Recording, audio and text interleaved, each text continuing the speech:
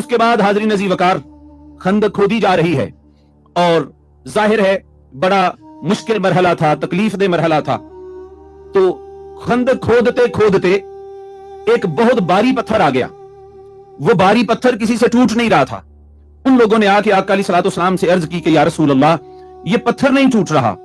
سو آقا علیہ الصلوۃ والسلام نے فرمایا چلو میں ساتھ چلتا ہوں، دیکھتا ہوں. حضور علیہ الصلوۃ والسلام تشریف لائے.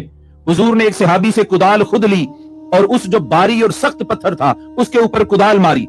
جب اس کے اوپر کدال ماری تو وہ پتھر کا کچھ حصہ ٹوٹ گیا، مگر اس کے اندر سے اتنی چمک نکلی بجلی کی طرح کی کہ پورا مدینہ روشن ہو گیا. آقا علیہ الصلوۃ والسلام نے دوسری کدال ماری، وہ پتھر کا اور ایک حصہ ٹوٹ گیا، مگر اگین اسی طرح بجلی کی چمک نکلی.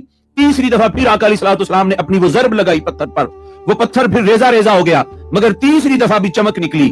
آقا علیہ الصلوۃ والسلام نے فرمایا یہ جو پہلی چمک تھی اللہ رب العالمین نے مجھے بشارت دی تھی یمن فتح ہوگا.